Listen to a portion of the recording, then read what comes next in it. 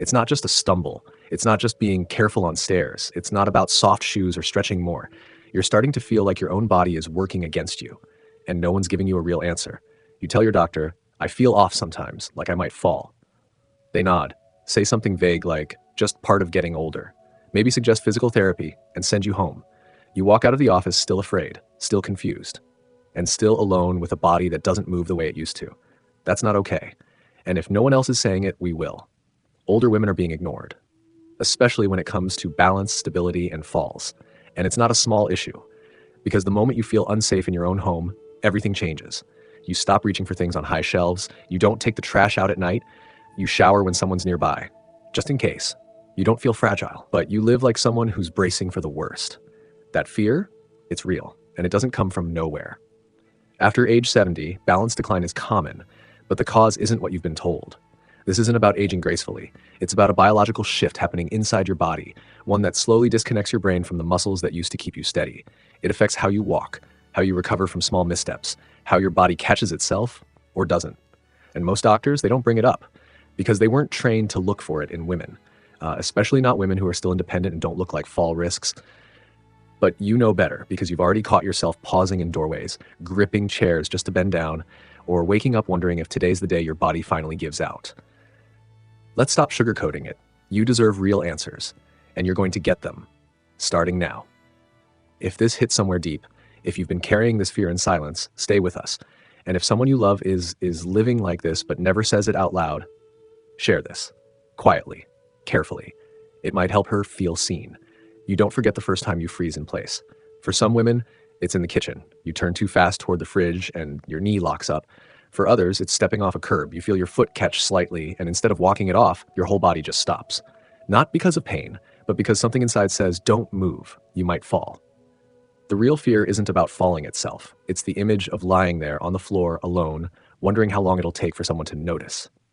This isn't just about stiffness or age. This is about a deep shift in the body's internal balance system, a system doctors rarely talk about unless you press them. It's called proprioception, your body's ability to sense where it is in space. And here's the uncomfortable truth. Many women over 60, especially after 70, begin to lose this sense quietly. No announcement, no warning, just small moments, missing a step, reaching for the counter more often, avoiding walks outside. You tell your doctor, and what do they say? Ah, well, that's just part of getting older. And then they hand you a pamphlet about fall prevention. But this isn't about prevention. This is about rebuilding trust in your own legs, your own balance, your own body. Let me tell you about Janice. She's 74, lives alone, used to love gardening.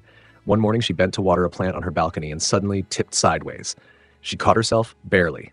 No fall, no bruise. But after that, she didn't go out there again. She said, I don't trust myself anymore. That sentence, it hits deep. Because for many women, that's what balance loss really does. It chips away at your sense of safety. It makes your own home feel risky. It makes movement feel like a gamble. The Journal of Geriatric Physical Therapy published a study showing that women lose proprioceptive strength twice as fast as men after age 65, especially if they've been less active due to arthritis, widowhood, or chronic pain. And the worst part, this decline doesn't always show up on scans or strength tests. You can have normal results and still feel unstable in your own kitchen. So if that's you, if you've ever stood up and felt your knees hesitate or walked across a parking lot and looked for a railing, it's not weakness. It's not just aging. It's something real, and it can be rebuilt. Try this right now. If you feel safe, sit in a sturdy chair, place both feet flat on the ground, close your eyes. Now slowly lean your weight to your left side, then right.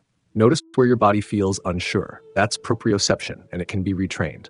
Not with big flashy workouts, but with small daily motions that remind your body you are safe, you are grounded, you still belong in motion. Before we move on, can I ask you something? When was the last time you trusted your own legs without question? Not just hoped they'd carry you, but knew they would? Because that kind of trust, it's not gone. It's waiting, quietly, to be rebuilt. Margaret was 68 when she stopped using her front steps, not because she couldn't see them, but because they started to feel unreliable. She said, I can see the edge just fine, but something in my head makes me hesitate, like I'm not sure where the ground is anymore. If you've ever felt that, like the floor is closer than it should be or farther away than your foot expected, you are not imagining it. And it's not just your joints or your ears. It could be your eyes, and not in the way you think. We often hear, get your vision checked every year. But what no one tells you is that your visual system controls far more than just clarity. Your eyes are one of your brain's main balance tools. They tell your nervous system where you are in space, They help predict motion, shift weight, and orient your body, even when you're standing still. But after 60, something changes. The muscles around the eyes, especially the ones that stabilize your gaze, begin to weaken. Not enough to make reading difficult, but enough to make walking across a moving crowd or uneven sidewalk feel disorienting. That's when it starts. You walk through a grocery store and feel a moment of dizziness. You step off an escalator and need a second to recenter yourself. You avoid turning your head too quickly while walking, not because of pain, but because it throws you off. And here's the part that hurts the most. When you bring it up, your doctor shines a light into your eyes and says, "Vision looks fine." And that's the end of the conversation. But vision looks fine doesn't mean your balance is fine. It just means your eyesight is clear. It says nothing about how well your visual system and vestibular system are working together. There's a term for this. It's called visual vestibular mismatch. It's not rare, it's just rarely recognized, especially in older women, women who were taught to shake it off, to not make a fuss, to just be careful. But how do you be careful when the room tilts slightly every time you turn your head? Here's something powerful and simple that you can try. Stand next to a counter. Focus your eyes on a spot on the wall in front of you. Now slowly turn your head left and right, about 10 degrees each way, while keeping your eyes locked on that spot. Do it for 20 seconds. If that feels difficult or makes you feel slightly unstable, that's not weakness. That's your visual system needing support. The good news? It can be retrained, slowly, gently, just like any other muscle group, but one that most people ignore. This is not just about steadier walking. It's about reclaiming your space, about being able to turn your head to wave to a neighbor and keep walking, about opening the fridge, turning toward the stove, and not needing to pause for balance. It's about saying, "This is my home. I don't want to feel cautious inside it." You deserve that. And it starts with understanding. Balance isn't just in your legs or your ears. It's in your eyes, your brain, your belief in your own steadiness. And that belief, it's not gone. It's just been waiting to be rebuilt. Ellen was 71 when it happened. She dropped a spoon in the kitchen, bent down to pick it up like she had 1,000 times before. But this time, something felt off. Her foot shifted, her knee buckled, and in that split second, she realized her body wasn't reacting fast enough.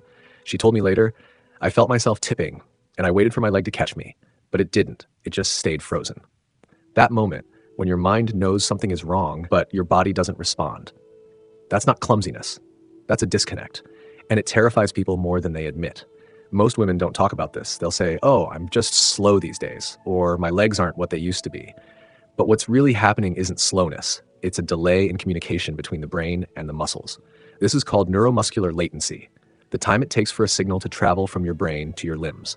And after 60, especially if you're not actively training this system, that signal can slow down without warning.